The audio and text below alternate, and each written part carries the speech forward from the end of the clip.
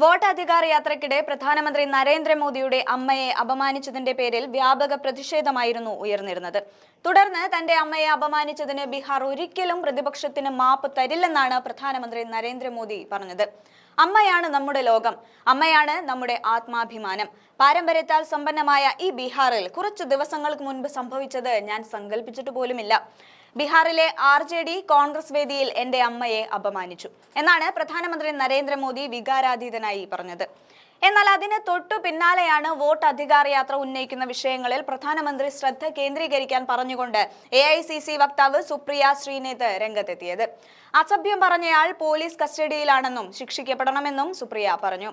എന്നാൽ സംഭവത്തിൽ രാഹുൽ ഗാന്ധിയെയും കോൺഗ്രസിനെയും തേജസ്വി യാദവിനെയും കുറ്റപ്പെടുത്തുന്നത് ബീഹാറിലെ വോട്ടർ അധികാര യാത്രയിൽ മോദി അസ്വസ്ഥനായതുകൊണ്ടാണെന്നും അവർ പറഞ്ഞു. തെരഞ്ഞെടുപ്പ് പ്രചാരണത്തിന്റെ ശ്രദ്ധ തിരിക്കുന്നതിന്റെ ഭാഗമായിട്ടാണ് പുറമേയുള്ള കാര്യങ്ങളിൽ മോദി കൂടുതലും ശ്രദ്ധാലുവാകുന്നതെന്നും അവർ കൂട്ടിച്ചേർത്തു. ഒരമ്മയെ തെരഞ്ഞെടുപ്പ് പ്രചാരണത്തിന്റെ കേന്ദ്ര ബിന്ദുവാക്കി മാറ്റുക എന്നത് മോദി അവലംബിച്ച ഏറ്റവും മോശം രാഷ്ട്രീയമാണെന്നാണ് സുപ്രിയ അഭിപ്രായപ്പെടുന്നത്.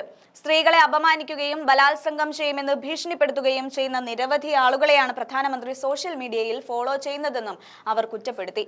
മോദി ഒരിക്കൽ കോൺഗ്രസ് നേതാവും അതിലുപരി ഒരു അമ്മയുമായ സ്ത്രീയെ ജേഴ്സി പശു, കോൺഗ്രസിന്റെ വിധവ എന്നൊക്കെയാണ് അഭിസംബോധന ചെയ്തത്.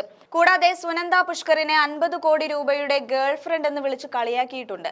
മമതാ ബാനർജിയെ പല വേദികളിൽ വെച്ചും അപമാനിച്ചിട്ടുണ്ട്. സ്ത്രീകൾക്കെതിരെ പീഡന പരാതി നിലനിൽക്കുന്ന പ്രജ്വൽ രേവണയ്ക്ക് വേണ്ടി വരെ പ്രചാരണം നടത്തിയ ആളാണ് നരേന്ദ്രമോദി എന്നും സുപ്രിയ ചൂണ്ടിക്കാട്ടി.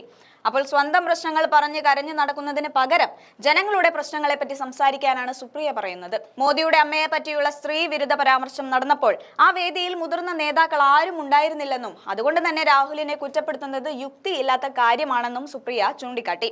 രാഹുലിനെ സംബന്ധിച്ചിടത്തോളം സ്ത്രീകളെ അപമാനിക്കുന്നത് അസഹനീയമായ കാര്യമാണ്. 2024 സ്മൃതി ഇറാനി തോറ്റപ്പോൾ ചിലർ വളരെ മോശം രീതിയിൽ അവരെ അപമാനിക്കുകയുണ്ടായി. എന്നാൽ ഇക്കാര്യത്തിൽ രാഹുലിന്റെ നിലപാട് വളരെ വ്യത്യസ്തമായിരുന്നു. തെരഞ്ഞെടുപ്പിൽ തോൽവിയും ജയവും ഒക്കെ സ്വാഭാവികമാണ്. പക്ഷേ തോറ്റതിന്റെ പേരിൽ ഒരാളെ ഇങ്ങനെ അപമാനിക്കുന്നത് തീർത്തും ശരിയല്ല എന്ന് തന്നെയാണ് രാഹുൽ എന്ന് പറഞ്ഞത്.